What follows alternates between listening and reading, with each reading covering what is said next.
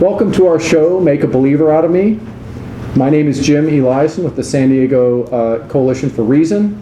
My co-host is Sean Taylor. He's with the Secular Humanist Fellowship of San Diego. Regarding the Christian God, we are atheists. In addition, we are non-theists, as we also have no belief in any other God that's ever been postulated. But our guest is going to explore those ideas with us. On this show, we try to educate believers and non-believers alike, or theists and non-theists if you like. Our goal is to explore as many different religions and worldviews as we can, with the hope that our viewers will all learn what different folks believe and what their reasons are for believing these things, and most importantly, what evidence they have for those beliefs. We'll spend most of the hour discussing with our host, and we'll have a few comments at the end so that Sean and I can, probably in this particular podcast, all three of us will be able to talk a little bit about if there's anything new that we learned or discovered, or if we got set in some way on a new path. Let's welcome our guest today. Our guest is Cary Cook. Cary Cook with a C on my left. And I will open it up for Sean to start with a couple of questions. Well, Cary, welcome. Thank you for joining us today. Thank you for inviting me. One thing that we do like to start off with all our guests is to get a little bit of an idea, just a brief story from you as to how you grew up religiously speaking. If you grew up in a religious home, what that religion was, and how you felt about it as a child. Okay, my parents were agnostics. They never even brought up religion at all. I got interested in it just out of asking why and why and why, and they never had any answers. And there were some people whom I associated with who claimed to have an answer, so I went to church. Mm-hmm. And this was a Christian church? Yes. Okay. Yes. Eventually, I converted to Christianity in my high school days, and deconverted very quickly because I couldn't make sense of it. Mm-hmm. And hopped around as atheist, pantheist, whatever. I found that I couldn't maintain any personal satisfaction in any of those positions because they all led to nihilism in my mind, at least. So my best friend turned into a grinning Jesus freak on me. And about 6 months after that, I turned Christian again. I still had the same intellectual problems with it. Sure. I moved out from Tucson, Arizona to California to publish a Christian tract with Calvary Chapel, which they rejected.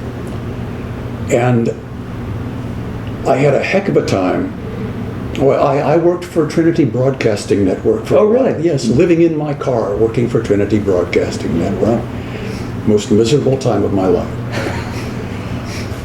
Finally, I got in with some Christian apologists, Bob and Gretchen Passantino, and a guy named Russell Mannion. Mm-hmm. Clearest thinking person I've ever met, Russell Mannion. And they taught me critical thinking. And they didn't teach me to think the way they thought. They taught me critical thinking by the fact that I couldn't think the way they thought, and I had to have arguments against it. And fighting against their arguments taught me critical thinking. Right. And it eventually led me to reject, not monotheism or Christianity, but it led me to reject scripturalism. Mm-hmm. Because Scripture has so many terrible contradictions in it and so much unjust stuff that it advocates. Right. So, with you so far. Yeah. So having already gone through atheism to my satisfaction, I was left with nothing but non-scriptural monotheism. What do you, if you can expand on that just a bit. Okay, you know what monotheism is.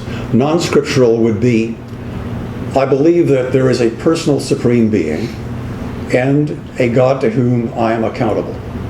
Maybe they're the same guy, maybe not, I don't know. But I do not believe that the God to whom I'm accountable inspired any set of scriptures as an authoritative set expressing his will. Now, he may have well have inspired people to write things, and some of those things may be in Scripture. But I believe he also inspired people to write things which are not in Scripture. So to say that there is an authoritative set of scriptures which express God's will, I do not think that exists. Okay. What leaves you with monotheism? Well, there's either either no God exists or a God exists. If a God exists, then it's either polytheism, pantheism, or monotheism. Polytheism, pretty much not worth my time. Sorry, I agree with you, but why? Why? Oh, it has multiple creators of a universe, and it's been philosophically rejected by people long ago, and I saw no reason to think of it as anything but myth. I didn't really figure out exactly why philosophically, but I have figured out why for not being, for instance, a pantheist. Pantheism says everything is God, so therefore one part of God contradicts another part of God. So we've got illogic inherent in pantheism. So if I am a pantheist, I have to pretty much throw out logic. I can use it when it's convenient, but I have to throw it out when it's inconvenient. And I prefer to submit to logic across the board because I think that's a much better thing to do. I think it makes you smarter and more likely to be correct, and I think you're copping out if you don't do it. So that leaves monotheism. I do think that a monotheistic God does exist. It's personal supreme being for... Now, there are three arguments that convince me of a personal supreme being. Transcendental argument, argument from reason, and my own argument from insufficient stupidity. That sounds interesting. Yeah. Before you get into those, if you don't mind, why not polytheism? Why not polytheism? The idea that there's a bunch of gods fighting, okay, there might be a bunch of gods fighting, but that doesn't explain how the universe got created. Why would they necessarily be fighting? Could they not be working together? Okay, well, some of them are going to work together against others. And, some of them work together. Yeah, I agree with that. But there's still going to be wills in conflict. What if there's only two? Then there's going to be two wills in conflict. Do they have to be in conflict? Pretty much. There's going to be differences between any two wills. If you assign human traits to deities, Okay. but I don't see how you make that leap. Okay. Suppose there's two wills and they're not human. Do they want the same thing? How would you describe a God having a will at all? If he wants something, he has a will. How do you know a God wants something in particular? How do you know that would be? If a God created anything, he wanted to create it. Well, it's possible. Could have done it on accident. Okay, yeah, okay. I've done a lot of things on accident. Okay, yeah. I've created a lot of things not on purpose. Okay, accident is possible. If accident, then we don't even need a God, right? Well, I agree with that. No God is we possible agree with that. with accident. Right. So I would assert that it's either intentionality or accident. So polytheism is not out of the question for you. Well, it is out of the question for me. I did not come prepared with an argument against it because I thought it's so. All right. Well, that's the end of today's show. Cary's going to go home. I'm just kidding. All right. So let's get to you have three arguments. Transcendental argument. Transcendental argument essentially says that for any system, there must be something outside the system to get it started. Now, that's sufficient for me, but it's not sufficient for atheists. Atheists point out that the universe may be an exception to the rule. I cannot prove that it's not. So, I can't prove that transcendental argument is necessarily true. Well, I mean, as far as keeping it simple here, what if what started it just was not something with a will? Okay, then there are laws that simply started it, right? There was laws that started it? Well, what started it? Well, I mean, obviously, I don't Mathematics? know. Well, do you think mathematics started it? No, I don't think a description of counting started a universe. I don't understand Then, what that means. then I am forced to think that something wanted something to exist. Yeah, I can understand. I mean, obviously how people would normally feel that way. I mean, that's the world that we live in. Almost everything that we see is caused by something or someone. But surely you understand there's plenty of things just on this planet that happen without a will. For instance, Yes. let's just talk about hurricanes. Yes. I don't think anyone's will Right. throughout history caused the next hurricane that's Yeah. going to happen. But they're all caused by something which is caused by something which is caused by something. Sure, but none of that was a will. Okay. How do we get to first cause then? Well, Can first cause exist without something wanting to cause something? Well, that's a don't see question that's a question that nobody knows how to answer and has been argued for centuries. Yeah. But if you assert some sort of being with a will, you still have the problem of infinite regress. Still? Because where did the God come from? Okay. If everything has to be created from something else, where did the God come from? Okay. There are three possibilities. Infinite regress, something is eternal, or circularity. Right. All of those are pretty much intellectually unsatisfying. But there's only those three possibilities, and we have to choose one of them. If you want infinite regress, okay, fine. I think something is eternal satisfies my mind better, but I can't prove it to you. So why not the why not the multiverse? Why could the multiverse not be eternal? Why can't a universe... So a multiverse could start as seems very likely in modern physics today. What we're discovering is there's probably a multiverse. Something outside of our universe that probably has other universes in it. Yeah. And that's very likely eternal. It could be eternal. Eternal is just always impossible for a human brain to try to comprehend anyways, unless we're using math. So why could the multiverse have not started our universe and others and be eternal itself? Okay. If the multiverse itself is eternal, fine. I don't think I have any serious problem with that. But it appears to me that without a will, there seems to be no reason for it. Okay, well, if it's eternal, there's that in itself is a reason. So, okay, I'll admit that an eternal multiverse may exist. It just appears to me that a will makes a bit more sense. But I'll agree with you that you may be right. When you say it makes more sense, you mean it's more... Intellectually satisfying. Or emotionally satisfying? Okay, that too. It feels better? Okay, it does feel, I admit that, it does feel better. But even without the feeling better, it still appears more intellectually satisfying. Especially when I get to life coming into existence. All right, well, go ahead, let's talk about that then. Now, if life comes into existence, I can't see anything in the laws of physics that would cause that to happen.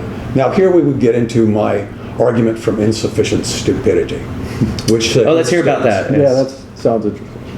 Unaided matter is not of itself stupid enough to bind together into self-replicating units that end up being more irritable and frustrated than their component parts. Why are... Okay, I mean, we're talking about biochemistry now. What about biochemistry makes you think that it's irritated or frustrated? Because I am.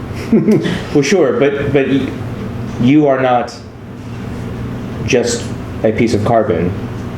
You are conscious awareness. Yes. Made up of many things. Yes. So, I mean, you are not described in that book of biochemistry, though. I agree. Well, I think I agree.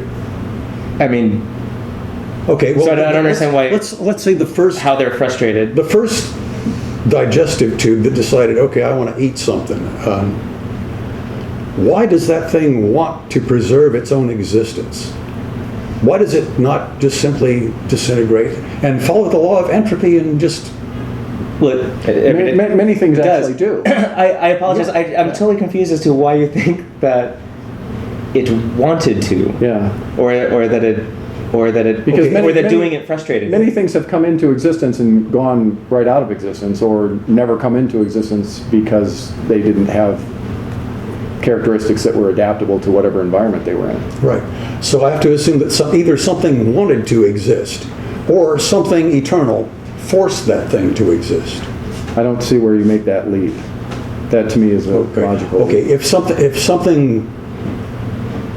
If an organism wants to, or if an organism preserves itself and replicates itself for no reason other than to continue its frustrating existence, which I would say is a frustrating. But you wouldn't say that a tree wants to replicate or wants to continue its own existence. No. A tree has no will or. No, that is correct. But I think a tree exists because somebody wants it to. So abiogenesis. What's that? The non-life to life, from matter becoming living organisms. Non-living matter becoming living matter, essentially. That wanted to happen, but a tree was forced to happen. No. That didn't want to happen either. Something forced it to happen. I don't think anything would. I don't think anything. I thought you were saying they were frustrated. They get frustrated, so something must have made them do that. Yeah, something must have made them get into this frustrating state of existence. Okay, you frustrated Jim now. I'm not frustrated at all. I'm still trying to follow the logical part of your argument. So, wait, I think there's. Sorry. Go ahead.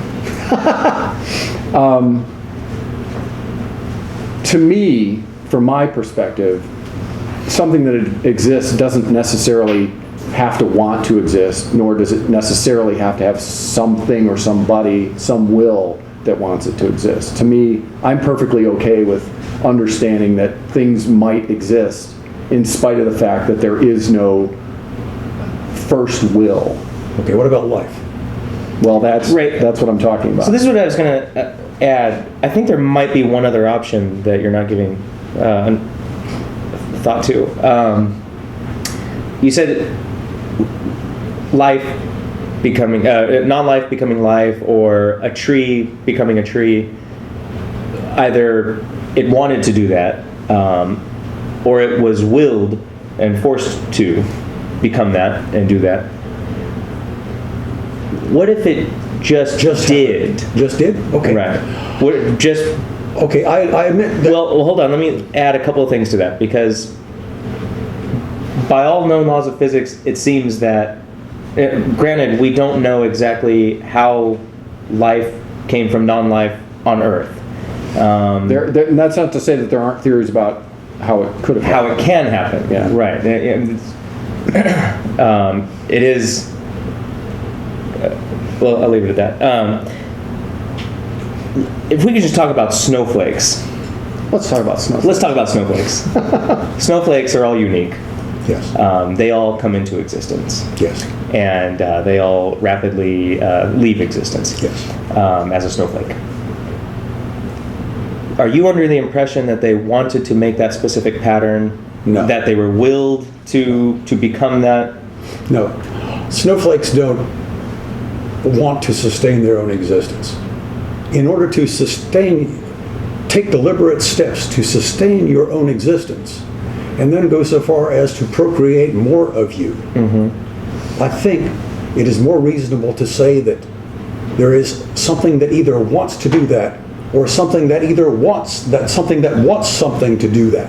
So are you So would you be making the argument then that the individuality of each snowflake is something that somebody wants, that somebody caused to happen? Probably, but since it's a non-living thing, I'm going to change this slightly. It could happen accidentally. I think snowflakes could happen accidentally. Okay, I'm going to change this slightly.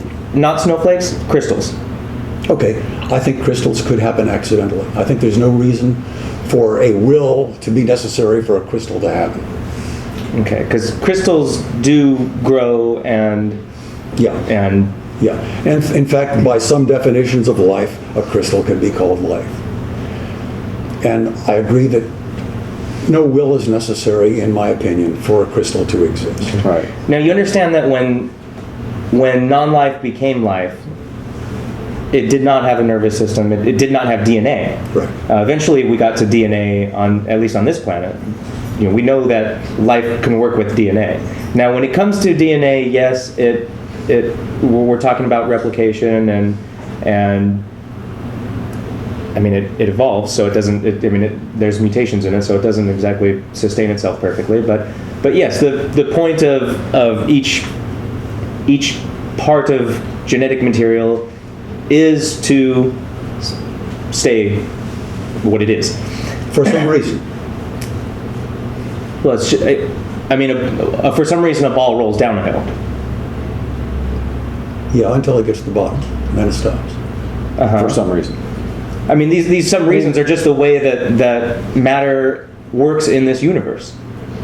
I think the thing that from our perspective is that when you make the argument that things can happen just as a coincidence or as an accident, essentially, that we extend that to not just abiogenesis, but also to the beginning of the known universe. And nobody knows really what's beyond the universe, at least yet. But we would extend that logic all the way back as far as we can philosophically reach. Okay, So- and I really don't have any problem with that. I find transcendental argument to be just a little bit better than that. In my mind, maybe it's purely emotional.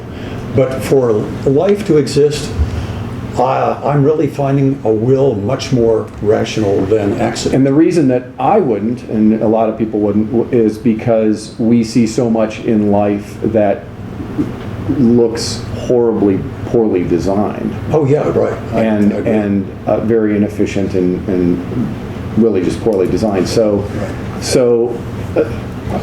I would first congratulate you on being willing to take ourselves where the logic leads. But And the poor design would indicate that whatever created this thing is probably not omnipotent. Mm-hmm. right, that would be what I would logically assume. If we assume If we assume. If you assumed that. Yeah. right. Yeah. So again, I mean, if you're willing to grant that a snowflake and a crystal, there's no will necessary, that could just happen. Again, the first life was not like life that we see today. Right. We would have a hard time probably recognizing it as life until. Which may be why we haven't figured out how it did start yet. Right. Maybe a virus or a digestive tube or some. Well, no, it would have been well before Would have that. been We're before- just oh, talking the first, chemistry. The first cell. Yeah. Well, no, the first cell came long after. I mean, that was long down the process of You're non-life becoming life. Yeah, you're I mean, just- again, you're talking about life that we see today. Okay. And that's, I mean, the bacteria that we see today, the viruses that a virus possibly. Anything but- that we know as living organisms today would be well beyond the abiogenesis level. So at some point, chemicals did form together, and probably just like human life and any other kind of animal life, there is no moment of conception. It's a process that happens over a period of time, involving a lot of complexity and a lot of different things happening. So, I agree with that. Yeah, so if a crystal can create itself without any intention, without any will, without any external desires, why is it that the chemistry that led into life on this planet must require? Well, I didn't. Now, I'm not in the must require business. Right. Okay. I'm just Well, in that's logical. I'm just in the what seems more probable. to me. Okay. If something is more than 50% likely, I call it probable. Less than 50%, I call improbable. How exactly are How do you you- quantifying yeah. what you don't know? Yeah. How do you do that? How do you reach a probability for something like that? I admit that I have no statistics for it. It just seems that way. Okay. I have no statistics for whether or not my car will start. But I think it's Well, yeah, of course you that's not true. Okay. Yeah. Well, statistics may exist, but I'm not Yes. aware of them. I don't have them that I can look up and say, okay, my battery is this old and all of that business. Yeah, you may not know Yeah. the exact number for today, So but I'm making a guess. My mind is making a probability judgment. Yeah. Now, probability itself is based on mathematics and is therefore objective. But a probability judgment happens every time a mind makes a guess. right. Right, if it's actually a guess, as opposed to, I mean, there's a large spectrum between a wild guess and a scientific hypothesis. So there's a huge spectrum in there. Yeah, I would guess that President Obama is still alive. What Yeah. statistics do I have for that? He's always been. Yeah, he's still young. Yeah. Well, further now, so because of your probability judgments on the origin of the universe and the origin of life on this earth, that leaves you as a monotheist, as someone who believes that there must be a supreme, Believes that there probably is. a supreme creator. Yes. Okay. So would that not, how would that be differentiated from being a deist? A deist would say, okay, a supreme being exists, he created something and went off, and that thing still exists, but he's doing something else. A monotheist would say a supreme being created something, and he's still active. He remains active in the process of it, like a farmer raising a crop. Okay. So you think he's still doing something, or he or she's still doing something? In my opinion, yes. What is that? I believe there is still some interaction going on. I think there is a little bit of tweaking, like if the thing starts to look like it's going to die, and if you know that this thing is going to start dying if I don't do something, you do something to prevent it because you want it to exist. So which things, where do you get the evidence for that? Or the rationale? I have no evidence for it whatsoever. It just seems that way. Because it seems to me like when I look at that philosophical argument, I see over 99% of all the species that ever existed on the planet have gone extinct. Right. So to me, that argues against the point and not for it. Well, if this guy wants things to exist that are more interesting, I don't think anything would be more interesting than a T-Rex. You don't? I would love to see a T-Rex wandering around. You don't think we are? Well, I think we're interesting too, but I think I a am. T-Rex. Well, that's the only thing that Sean and I disagree on. Yeah. Otherwise, same will. He and I, we've made whole universes happen. Yeah. Yeah, so I think that there are definitely things out there that are incredibly interesting. I mean, there are people who have been working on questions like that for a long, long time now, trying to figure out what did animals like that actually eat, and how did they actually live, and what did they actually sound like, and there's a lot of controversy because it's hard to tell based on the records that we have. Mm-hmm. So there are a lot of things from our history that no longer exist that would be fascinating to learn about. It might teach us something about ourselves as well. I agree, but if you had been creating these things all along, wouldn't you kind of get tired of dinosaurs after a while? Well, I'd get tired of us before I'd get tired of us. T-Rex. what makes you think that I mean, certainly humans are not the pinnacle of interest. I mean, surely. I mean, I can imagine something more interesting than us. Well, yeah, I can imagine it too, and that might be the next step. Okay, good. Because that's kind of what I was getting at. So you don't think that you don't think that it's probable that humans are the Pinnacle? point? No. I think Of we're just this one more creation. step along the line. Okay. we'll agree with that. Yeah, unfortunately. Because again, I like me. I want to stick around. So the third point of argument that you had, the argument from Reason? Oh yeah, reason. Yeah, that was the second one. Yeah, the second one. Yeah, because you jumped to the third. Yeah, we jumped from the first. What's to the reason argument? There has to be something to connect true and false to brain cells. If brain cells just think, okay, if I do this, I'm more likely to survive and procreate than if I don't do that. That's different from saying, okay, X is true or false. There's no truth or falsity in this causes me to survive, this causes me to not survive. It doesn't mean that's true and this is false. It just means one causes survival and the other doesn't. So if there's a... Would you say that, the exit of your body off of the edge of a cliff would be a true or false issue as far as what would happen if you would die okay, or not? what would happen? Okay, yes. I think it would be true that I would die. Okay, so there is true and false questions just in survival. Okay, yeah, well, everything is either true or false, okay. But there is no reason to assume that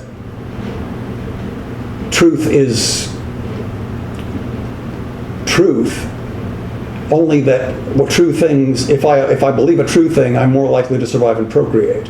So that surviving and procreating is really all that I've got without... I would have a problem with the philosophical argument that everything is either true or false. Some things are, most things I think would fall in the area of being gray. Okay. There's some truth to a lot of things that we currently understand very well. Would you say that every legitimate declarative statement is either true or false? No.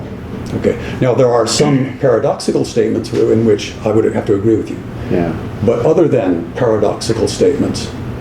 I think even if you exclude paradoxical statements, it's still because you're making those statements about issues which are themselves on some level of the spectrum between true and false. There's a lot of gray area in life. Life is generally very complicated. Well, maybe just to help you out, just to try to get back to how you started this, though, I think maybe what you're getting at is just as far as any one individual, based on the knowledge that they have, if they come up with a declarative statement themselves, they believe it to be true or false. Right. Okay. Okay. Yeah, if you make a declarative statement, you can certainly believe it to be true or false. Okay, now if any particular declarative statement exists, unless it's illegitimate somehow, I would say that it's either true or false. I'd say that there's a lot of gray area in there, and I think we could mermaids spend have a lot of scales, time. like mermaids have scales. Okay, good. If there's no mermaid, so that would diminish the legitimacy right there. Well, but I don't know. I think it's true because we're talking about a mythical creature. Exactly. So please don't continue with that. Exactly. So that's what I'm talking about when I'm saying that not everything is true or false. It depends on the context. It depends on the context that you're talking about, and it depends on a lot of usually very complex issues. Are you going so far as to say that the law of excluded middle does not exist, or that it shouldn't exist? Or? No, I'm not saying that. I'm not saying that there are some things that I think exist. I'm saying that there are that not everything can be defined as a true or false statement. Okay, the table is not a true or false statement. I agree with that. But is that what? No. I'm saying that not all. Your question was, would you agree that all declarative statements are true or false? All legitimate declarative statements. I guess then we get into the semantic issue of Okay. what's a legitimate declarative statement. Yeah, now there's lots of things that I would call not legitimate, like paradoxes, recursive statements, there's a bunch of those things. Yeah. Okay. But if you're saying the cat is in the hat, it's either true or false. Okay, so how does that get you to supreme being? I don't think that's got me. Oh, I'm sorry. I thought your reason argument was that there are true and false dichotomies, and therefore... Okay, it appears to me that a personal supreme being connecting true and false to my brain cells so that I call something true rather than just, I want to do that. are you talking about language? Yeah, I call a particular statement true or false. I don't just like an animal go, I want to do that, and not care if it's true or false. And true or false doesn't even enter into the picture. Help me, because I'm having a little bit of confusion here. Like, you mentioned animals, like, for instance, dogs don't bark at everything that moves. There are certain things that dogs will not bark at, like their owners. I think that would be, if dogs had language, it would be a true or false situation. Is this something I bark at? Okay, that's good. I don't need to bark at my owner. True. Okay, yes. But they don't have language. So I think you're just talking about language. Is there something else here? No, I am talking about language. Okay, so the fact that we have Part of language. language. And how does that get put into as one of the supporting arguments for your belief in a supernatural or being outside of the laws of the universe? I think without that being connecting true and false to my brain cells, I would only have pre-language thought. Okay, so here's what language. So the existence of language is, in your mind, evidence of a supreme creator. Yes. Okay. So that's what I would say. That's where I would say that I will just have to disagree with you. Okay. Because I don't feel that language, the evolution of language, would be any different than any of the other steps along the way. Okay. And lots of other creatures have languages that they speak. Yeah, I agree that other creatures have languages too. Okay, a cat going meow. The me is one thing, and the ow is another thing. Right? Have you heard that one? The me says, I'm a friendly person. The owl says, respect me. Yeah, I'm not a catologist. That's what I heard. I don't know if it's true. It could be true, but I think that the bottom line is that I would put that in the same category as those things could have happened without any will. I don't see any reason why language could not have evolved without a will. I admit that it could have also. Yeah. I simply find supreme being more probable. It's again a probability thing. A probability that you admit that you don't have backing statistics for. Yeah. It just seems that way, and that's all I've got. Okay. Do you have any more than that? I don't, but I don't require any statistics one way or the other. I'm open to the possibilities. Me too. But since I don't see any other evidence of a supreme being, certainly no intelligent design or particular reason for the universe that we know being the way that it is, I wouldn't necessarily. If I see no reason for that, then I wouldn't find language and other things forcing me in the direction of believing something that already looks like it doesn't exist. Just to clarify, are you saying that his position of seeing the evolution of language in other animals and the fanciful way that Homo sapiens have taken it, and not seeing a requirement for something supernatural there, is the equivalent position of claiming that there must be a supreme creator to answer the existence of language? Some people are going to go that far. I don't go that far. To me, Sorry, because it just seemed like that's what you were saying. Like, do you have any evidence? Because I don't see that his position is necessarily making a claim. Although he does say, I don't think there's anything needed there. I guess you could try to say that this claim, but I don't think that would be equivalent to the claim of... All I'm saying is I think there is something needed there. Right, I know you are. It's just probability on both of our sides, as far as I can see. Okay, let me expand on this then. His probability judgment that maybe there is, maybe there isn't, but it doesn't seem like there's anything unknown required for the existence of language in Homo sapiens. And your claim, your position, your probability judgment that it seems there must be some unknown supreme creator for the existence of language. I don't go to must, remember. Excuse me, your probability judgment that it seems there is a supreme creator Yes. to explain the existence of language. Yes, that appears more probable to me. Okay, how would you define the character or nature or both of this supreme creator that you're talking about?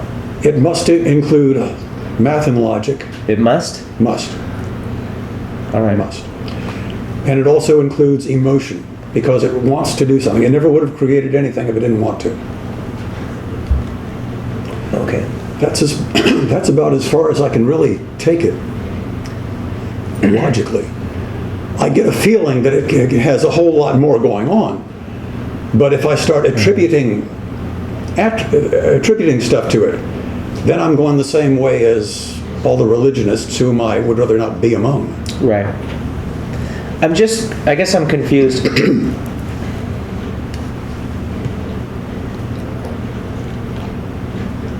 You are proposing the existence of something with certain characteristics and attributes and Or knowledge at least and desire. saying that you find it more probable than not. Yes. Yeah, you're proposing such a character with certain desires and intellectual abilities. Yes. And he's saying,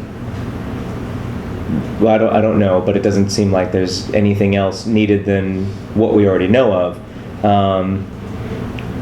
I can't prove that there's more needed. I can only say it appears to me that more is probable. That's all I can say. Just to be clear, it seems to me that exact step you took is wildly out of the park from where his position is. As far as the evidence that he needs, I think you're using much more reason to get to the position that you're at. But what I'm getting at is I don't think it's any different than the God of the Gaps argument. The argument that I don't know, therefore God. I can't explain that. It seems miraculous to me. It seems so incredible. There must be a God. And I know your position and the way you get there is a little more nuanced than I'm making it sound, but I don't think it's anything but that. Okay, and I do, and so we're right. But so can you explain why it's not just a God of the Gaps argument? They're saying I don't know, therefore God. I'm saying I don't know, therefore I know. I don't know what appears more probable. Either this is more probable or that's more probable. Which appears more probable? God. But your God is explaining things that you don't know. Your God, it has certain attributes, and those attributes only exist by the rationale that he created this. You've already assumed that a God is necessary to create this, and this, universe, life, and language. Now, if there is a creator, to will such a universe, such life, and such language, he must have these attributes, and he must be a he. He? What? I would say he's beyond sexuality. Oh, okay. Well, I use he because I can't think of a better pronoun. Okay. We don't have a pronoun for a being of non-specific gender. So it must have the ability to use and understand mathematics. It must use logic, and it must really desire talking monkeys and a place for them to live. Now, I think that I get it. If such a creator existed and created these things, it must certainly have these things. Okay, I get that. But why the God in the first place? Why is it probable that there is a God in the first place? Because you just don't seem to know how the universe started. I'm not saying I do. You don't seem to know how the universe started, or how life started, or how language started. You do have some understanding, it seems, how a snowflake can start, and how crystals can form and grow, and do so differently. So you don't need a God to explain that. But you do need a God to explain what you don't know: the origin of the universe, the origin of life, the origin of language, which are gigantic things. They've always been the most interesting things for us humans to ponder. But that is, now if it created these things, it must have these attributes. Okay, I get that. How do you get to, without it just being a God of the gaps argument, what are you using to make a probability judgment that there must be a God in the first place to explain something that you just don't know? Well, I've got two choices: intention or accident. Intention appears to be more probable.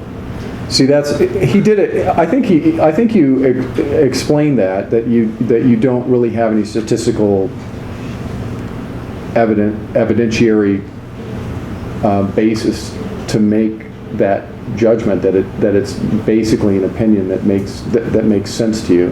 Yes. But what we're saying is that when we look at the universe, when we look at the talking monkeys that exist and all the other various things that exist apparently to please us,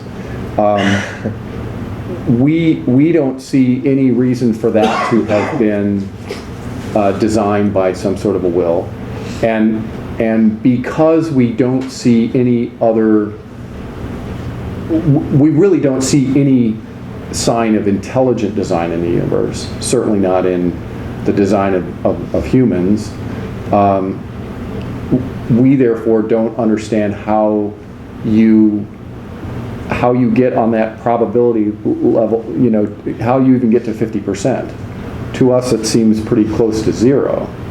If you look at the way that the universe, if I guess you could say that this deity that you're talking about was not just interested in us, which is... but he created language, and lots of different ones. But he was also interested in creating planets that are orbiting other stars and other star systems that we might never even know about. Right. So I guess you could say that, but it seems extremely unlikely to me that there's a deity out there that would care about every bit of the vastness of the universe, most of which we can't even get our heads around. I would agree with that he cares about every bit of it. I think he cares about just probably some parts of it. I think he cares about creatures that will teach him things that he wouldn't have learned otherwise. I don't think he's omniscient. That's interesting. I think he created mankind. Like we would create a computer. Yeah. Okay. And so the things that exist that he didn't, or it didn't will, are essentially accidents. If he didn't will it, then it would be an accident, yes. Yeah. So I guess that's where we part ways with you on the probability scale, because to us it would seem like the probability is very low that there is a creator that whatever else he cares about also cares about us, and still, as you said, is active in some way. Okay. So, And do you I'm not sure if you elaborated on which ways this creator is still active. I think he intervenes in human affairs minimally. Like, I don't know if he does, but I assume he does. I pray to my imaginary friend every damn night. Just on the assumption that, okay, there may be something there, and if there is, I want to be in touch with it. If there isn't, then I'm no more crazy than everybody else here. Or even if I am, why should I care? If there is specifically an afterlife, I want to get to where there's other people like me. So you do believe there's a good table at the afterlife? Like as for probability, a heaven or a hell, or variations of it. Variations. As for probability, I see no way to judge the probability of an afterlife whatsoever. Okay. But on the possibility that there is one, Sure. I want to get to where I am satisfied and not dissatisfied like I am in this damned life. I found it interesting what you said about being about saying under certain circumstances, why should I care? Yes. And my answer to that would be because I'm interested in actually finding out what the truth is, regardless of whether or not it has any bearing on what's going to happen, or regardless of where it might take me.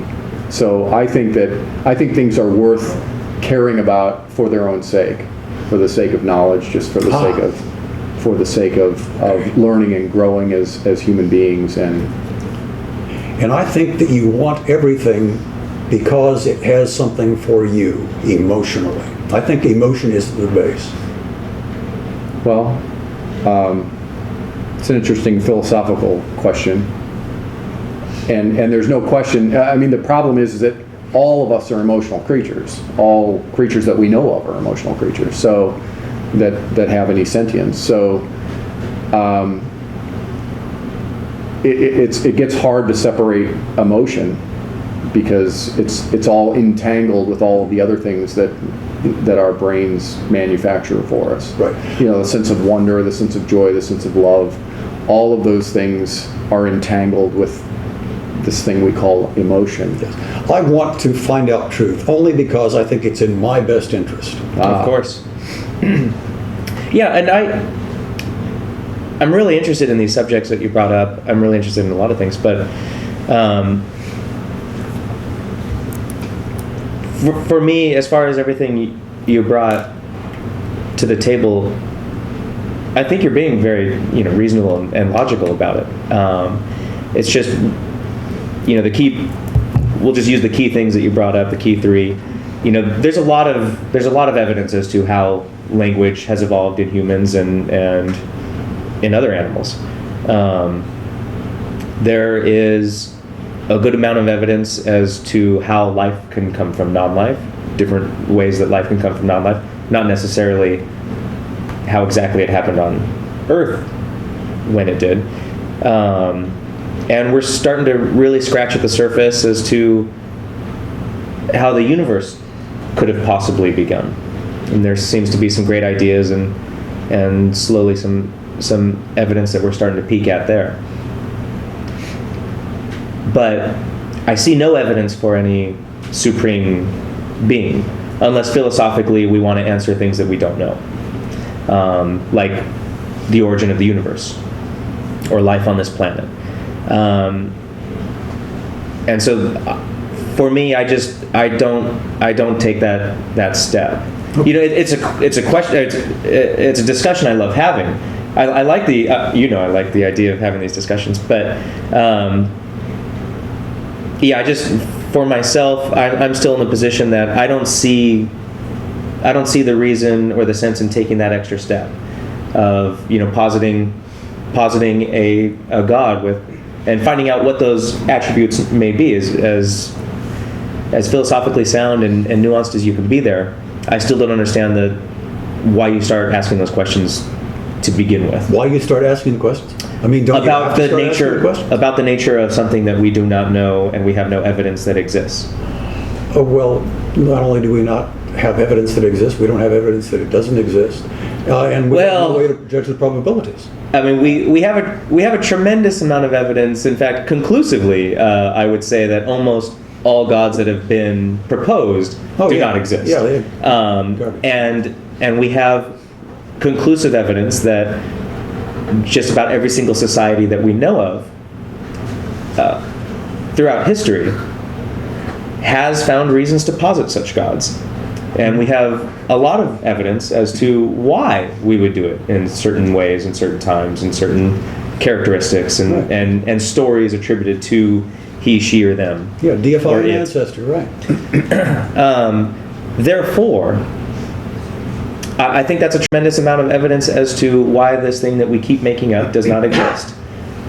Because we know that almost every single one of them, other than, the so vague as cannot be known or deeply defined and it could certainly have no evidence of type of God that you're proposing. Certainly, obviously, we have no evidence of what cannot have evidence. But that's not an argument that it's any more probable that it exists. I mean, we have no evidence. We have the same lack of evidence for fairies in the bottom of the garden and so on and so forth. I mean, there could be a monster in Loch Ness, but there's a tremendous amount of evidence that there just isn't. Right. Now, besides probability judgment, there's another thing going on. Mm-hmm. Decision to bet on one or the other. This goes to your afterlife. Yes. Thing. Sure.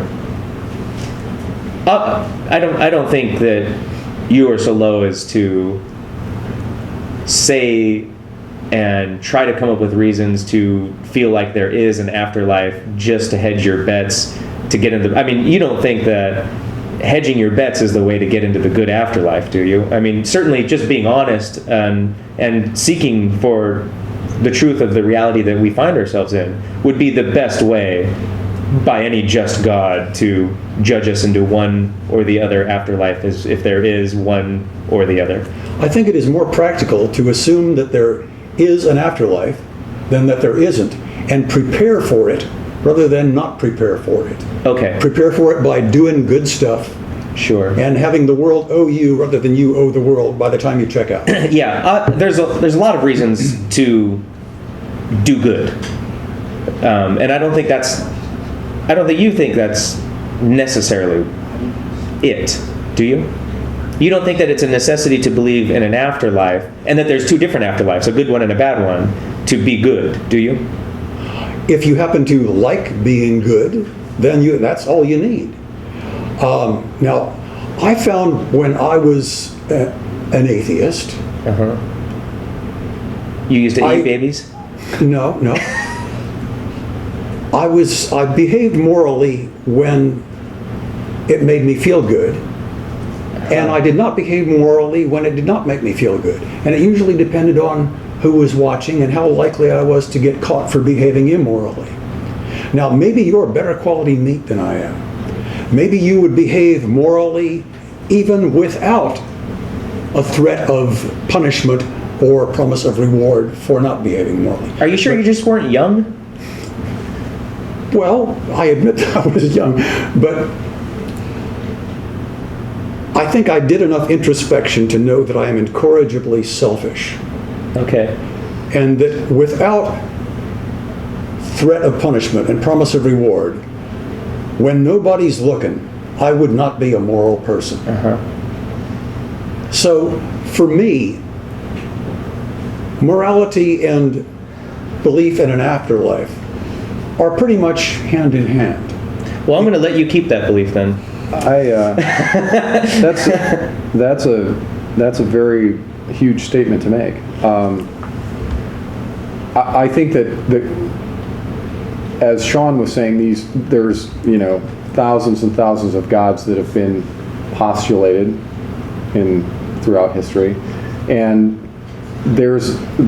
we do understand the human need or want to have some sort of a father type figure that will take care of us and that will possibly even extend our lives after the life here on this earth. There's So a lot of thinking, things sure. that's just simply wishful thinking that causes all of these gods to happen.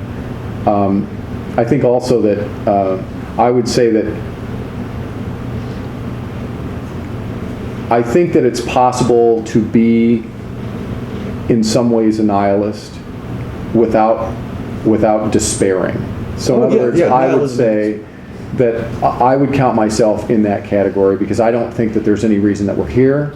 I don't think that there's going to be any trace of us in the not too distant future, and I don't think it's that our being here will have made any difference to the universe to the universe or even to the planet. So, but at the same time, I would not say that therefore life is meaningless. I would say that what we do as sentient creatures is we find a way to make our lives meaningful, and so in order to do that, there are a lot of different ways that you can make your life meaningful. But I think that it's perfectly rational to look around you and look at the societies that have been built and look at the ethics that have been built up over many millennia, and see that provides a better life for me and a better life for my fellow creatures, and I think that you can find, as a human being, you can find a lot of satisfaction in those things alone. So I don't see any reason to need to have a punishment, a threat of punishment, or a bribe of reward in order to live a just and moral life. And I think that most people that aren't psychopathic really probably feel closer to that point of view than they do the psychopath view, which is that they don't really care about anything, and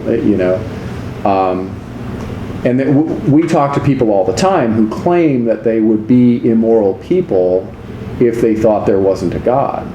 But I actually think that's not true. I think those people probably would be moral people even if they realized there was no God, because people come to that conclusion all the time and then continue living a moral life and an ethical life. So for me, I think I don't see any reason to believe that whether there's a God or not. I'm with Sean on most points really, but particularly the point that if a God, if just because we might feel better to posit a God out there that cares about us in some way,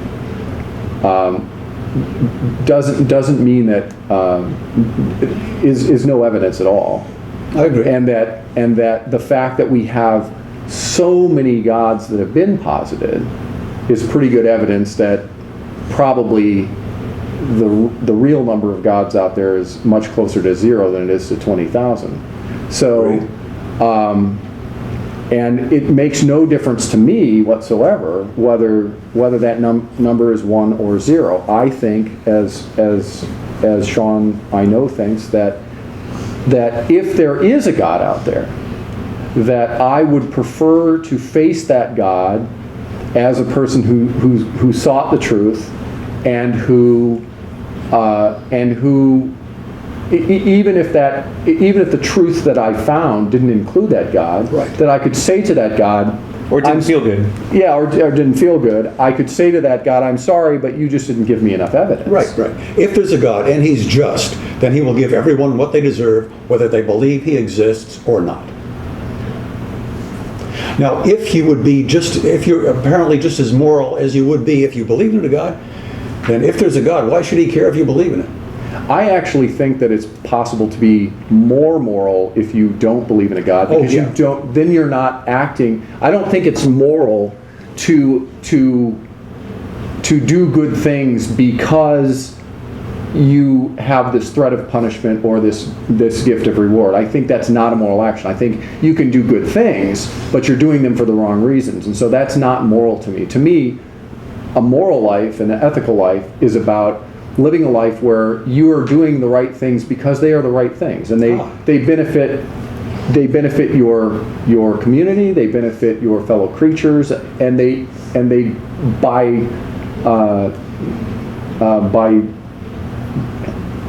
chance, by the fact that you're benefiting everything around you, and hopefully you get some of that back as well, you yourself benefit as well. Okay. I am not as righteous as you. The only reason I do anything is because I think there's something in it for me. Well, I appreciate that you would admit that. Yeah, I love honesty. I mean, Yeah. I mean, we're all selfish to some degree. It's certainly. Okay. Now, I think we are all as selfish as I am, and that the rest of you are in the closet. Ah. But I can't prove it, so I'm not going to argue it. Okay. All right. If someone were to run inside a burning building and save a baby, everyone would commend that person for their great heroic nature and what a moral, empathetic person that individual is, right? Yes. What if we found out that someone said, if you run in and get that baby, I'll give you $1 million, and if you don't, I'll shoot you in the face right here, right now? Would you still think that that person ran in there for the same moral, good character? No. Okay, that's all I wanted to know. I want to thank you. Cary has done something that I would like everyone to hear about. Thank you for coming on the show today, first of all. Thank you for having me. And thank you for the, we do appreciate your honesty. Appreciate you doing this 2-on-1. We usually prefer to have 2 people so that the numbers are at least even. But. Yeah.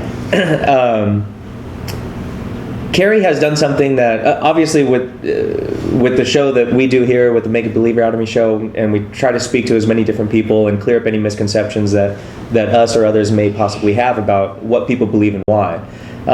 Cary has done something similarly. He's gotten a group of what he believes to be rational and logical thinkers, both Christians and atheists, and he's got a website. What's the website? SanityQuest.com. SanityQuest.com, and he's also made a list of things that both atheists and non-theists, and theists can agree on, which has resulted in a lot of entertaining discussion amongst this group of thinkers.